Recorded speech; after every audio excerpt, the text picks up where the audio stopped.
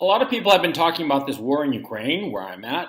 A lot of people have been talking about the various sanctions and all the rest of it and the economic effects. And I think that people aren't realizing what is going to happen over the next 6 months.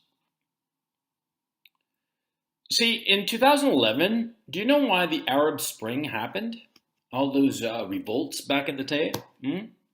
They happened because the prices of food went up just a little bit, okay? Not that much. But it was enough to spark a huge revolt among the people. Now, the people in the Middle East and North Africa, where these various protests happened, well, they are, quite frankly, a sturdier people than the people of the West. Those people in the Middle East and North Africa, they were more used to, a more up and down kind of life. The people in the West aren't. The people in Europe, the people in North America, the people in Oceania, they're not used to all of a sudden having to sit down and think whether they're going to pay for food or pay for gas or pay for heating oil. But that's more or less what's going to happen come the fall, the late summer and into the fall, and the winter. Oh man.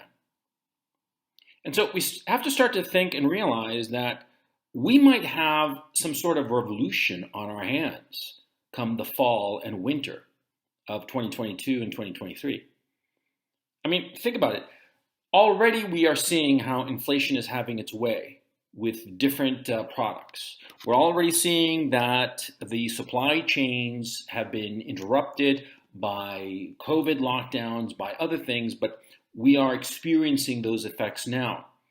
And we are seeing how energy prices are going through the roof throughout Europe and soon enough in the United States. We're seeing this, and slowly but surely. It's like, have you ever seen a tsunami? A tsunami, you watch the movies and you think that it's an enormous wave that crashes on you, but it's not. When you actually look at a tsunami, a real tsunami, you know what it is? It's sort of like, you're standing on the beach or near the shore, and the water starts to just flow in. It's not like a big wave. It's not like, oh my God, the wave is coming. No, not at all. It's just like water just starts going inland and just more and more of it. And you're like, what the hell's happening? It's like somebody turned on a valve or something because there's no wave. It just starts to flow in and you can't stop it. And that's what's going on insofar as inflation is concerned. And that inflation is affecting gasoline prices, of course, as a lot of people in the United States have noted. And I told you guys that we'd see $5 to $10 gasoline in just a couple of months, and here we are. And I told you that by the end of the year, it would be $10 a gallon at least. You wait, it's going to be that way. Those prices are going to happen. And the thing is, see, people can't afford those prices. And they're going to go to their boss man and say, boss man, I need more money, and they're not going to get a raise. See? In fact, it might be that they lose their job. And all of their investments, retired people who are counting on their investments and a stock market that always goes up, well, that's over.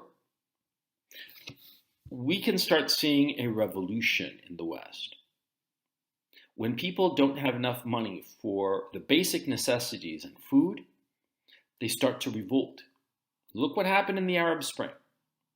And it's one thing when prices rise marginally, just a little bit, and it's sort of like, Jesus, man, prices are going up and that hurts, but okay, I can deal with it. But if month after month they keep rising, a revolution is coming. And you got to pay attention to history. Because you see, in every revolution, it's always food. Political action only comes when people are hungry. Have you ever wondered to yourself why in the United States there's never been like a real revolution since the end of the Second World War? Well, it's because all those bellies are full. Look at the obesity problem in the United States, man. Yeah.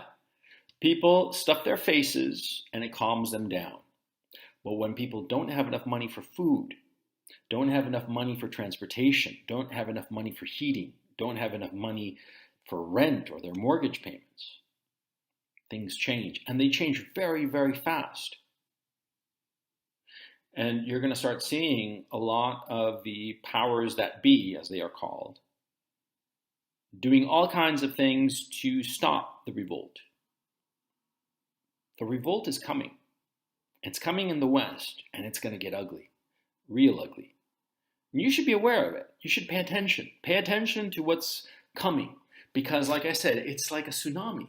That water is just going to slide in, and all of a sudden it's going to be more and more and more until everybody's drowning. We've got one life to live. We take and then we give. Don't know what lies ahead. You better keep your cool and don't be sad. Before you start to cry, there is no reason why. Just call your friends today. You're gonna help each other on our way. Smile when you're feeling lonely. Smile, you are not the only one. Gotta keep on having fun. Smile, it's a celebration. Smile and forget the precious day.